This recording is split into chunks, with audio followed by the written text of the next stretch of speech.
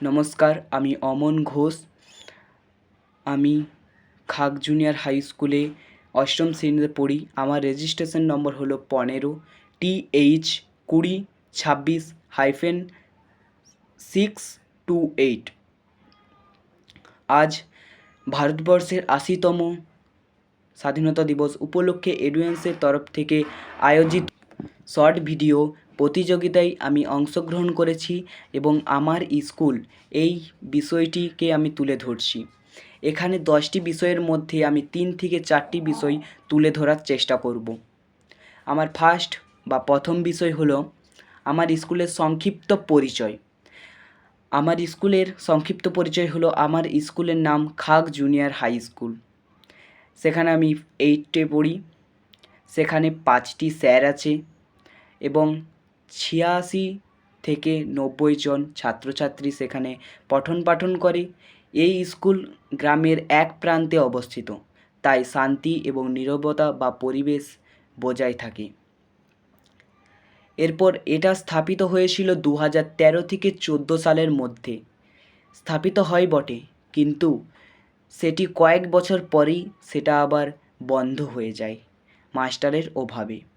কিন্তু সেটি বেশি দিন বন্ধ হয়ে থাকেনি। আবার কয়েক বছর পরেই আবার মানুষের বা আমাদের গ্রামের মানুষের উদ্যোগে সেই স্কুলটি আবার পুনরায় খোলা হয়। সেই স্কুলটিতে এখন 5টি স্যার বা আমরা ছাত্রছাত্রীরা মিলে সুন্দরভাবে পঠন পাঠন চালিয়ে যাচ্ছি। এরপর আমার দ্বিতীয় বিষয়টি হলো পরিবেশ পরিচ্ছন্নতা বজায় রাখা আমাদের স্কুলের চারিপাশে।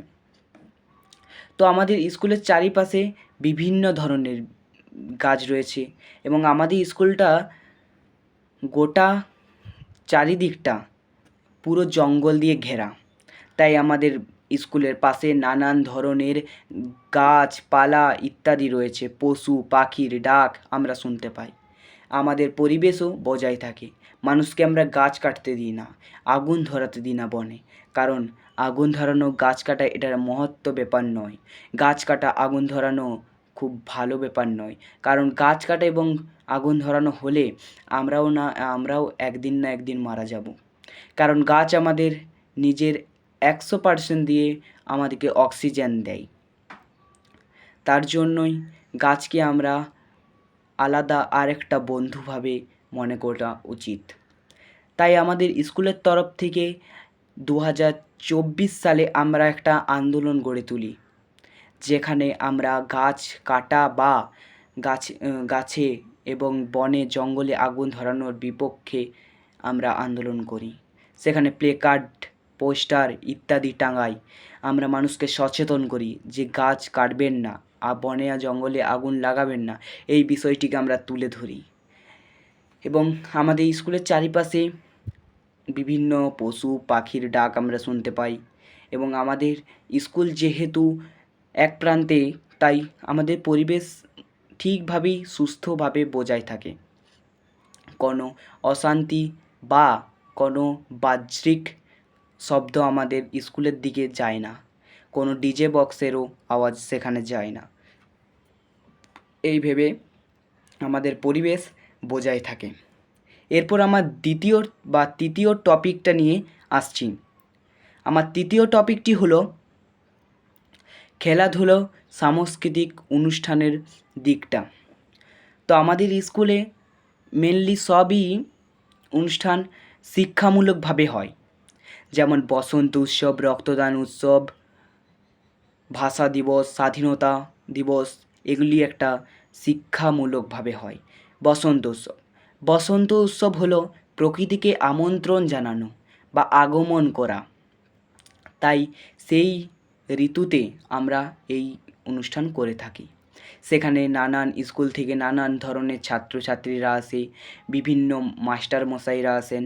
তারা আমাদেরকে প্রকৃতি কীভাবে বাঁচিয়ে রাখবো বা বাঁচিয়ে থাকার চেষ্টা করবো সেইটা নিয়ে আমাদেরকে বোঝান। এই নিয়ে হয়। তারপরে আমরা আসছি রক্তদান উৎসব। রক্তদান উৎসব হচ্ছে একটা মানুষের রক্ত নিয়ে আর 2টো মানুষ বেঁচে উঠবে। এইভাবে রক্ত দিয়ে আরও অনেক মানুষকে বাঁচিয়েছে আমাদের স্কুলের তরফ থেকে। আমরা 2022 থেকে এই রক্তদান উৎসব চালিয়ে আসছি। আমাদের স্কুলের কমিটি বা আমাদের স্কুলের পক্ষ থেকে প্রত্যেক বছরই এই রক্তদান উৎসবের আয়োজন করা হয়। এই রক্তদান উৎসবের মূল উদ্দেশ্যটাই হলো আর দুটো মানুষকে বাঁচানো। এবং আমরা এরপর আসছি ভাষা দিবস। ভাষা দিবস আমাদেরকে স্যাররা বোঝান যে ভাষাটা কীভাবে এসেছিল, ভাষা নিয়ে কত মানুষ প্রাণ দিয়েছিল, তাদের কথা, ভাষাকে আমরা কী জন্য ব্যবহার করব, সেই গুরুত্ব, সেই স্বাধীনতা আমাদেরকে বোঝায়। স্বাধীনতা দিবসে কারা রক্ত দিয়েছিল, কীভাবে স্বাধীনতা এনেছিল, কীভাবে ইংরেজদের আমাদের দেশ থেকে তাড়িয়েছিল, এই বিষয়টিকেও আমাদের স্যাররা গুরুত্ব দিয়ে বুঝিয়ে দেন। এরপর আমি চতুর্থ টপিকটা নিয়ে আসছি। আমার চতুর্থ টপিকটি হলো আমি আমার স্কুলকে ভালোবাসবো কেন। আমি আমার স্কুলকে ভালোবাসি এই কারণেই যে আমাদের স্কুল আমাকে বিভিন্ন দিক দিয়ে বিভিন্নভাবে আমাকে শিক্ষা অর্জন করতে সাহায্য করে। আমাদের স্কুলের চারপাশে রয়েছে বন এবং আমাদের স্কুলের ভিতরে রয়েছে একটা বাগান, সুন্দর সুন্দর ফুল, সেখানে কাঠগোলাপ, গাঁদা, জবা ইত্যাদি ফুল গাছ রয়েছে। তাছাড়াও আমাদের স্কুলের চারপাশে বড় বড় আম, জাম, কৃষ্ণচূড়া ইত্যাদি ইত্যাদি গাছ রয়েছে। সেখানে বিভিন্ন ধরনের পাখিরা এসে বসে, তারা বাসা বানায়। এই জীবনচক্রটা আমাদের খুবই ভালো লাগে। এই জীবনচক্রটা নিয়ে আমাদের স্যাররাও এই জীবনচক্রের বিষয়টিকে নিয়ে আমাদেরকে বুঝিয়েছেন। স্কুলে এই কারণেই যাওয়া উচিত, কারণ স্কুল থেকেই আমাদের আগামী ভবিষ্যৎ কেমন হবে বা কী করে আগামী ভবিষ্যতে এগিয়ে যাব, সেই বিষয়টা আমাদেরকে আমাদের স্যাররাই জানিয়ে দেন। আমরা যদি ভালোভাবে পড়াশুনো করি তাহলেই আমরা আগামী ভবিষ্যতে এগিয়ে যেতে পারবো। এবং ভালোভাবে পড়াশোনা করলেই নয়, ভালো মানুষ হয়ে ওঠার জন্যই আমাদের স্কুলে বিভিন্ন শিক্ষা দীক্ষার দেওয়া হয়। তাই আমি একটাই কথা সবাইকে বলবো অনুরোধ করে, কেউ স্কুল কামাই করবেন না, স্কুল যাবেন, কারণ স্কুল আমাদের কাছে আলাদাই একটা জগৎ খুলে দেয়। স্কুলই আমাদের একটা প্রিয় একটা দিক। তাই স্কুল আমার খুব ভালো লাগে। এবং এছাড়াও স্কুলের অনুষ্ঠান, খেলাধুলা, তারপরে আরও অন্যান্য যে আমরা সামাজিকমূলক কাজ করি, এই কাজগুলো দ্বারাও আমার খুব ভালো লাগে। এইভাবেই আমরা আগামী জীবন অতিবাহিত করব এই আশা রাখি। এবং এই কারণেই আমার স্কুলকে খুব ভালো লাগে। সেখানে স্যাররা আমাদেরকে বিভিন্নভাবে সাহায্য করেন, বৃত্তি পরীক্ষার আগে আমাদেরকে ভালোভাবে অনুশীলন দেন, খেলাধুলার আগে আমাদেরকে ভালোভাবে অনুশীলন দেন। এইভাবেই আমাদের বকাঝকা ইত্যাদি শিক্ষার দীক্ষার দিক দিয়ে আমাদের স্কুল বেশ উন্নত। তাই আমাদের স্কুলকে আমার খুবই ভালো লাগে। এই বলে আমার এই মূল বক্তব্য আমি শেষ করছি।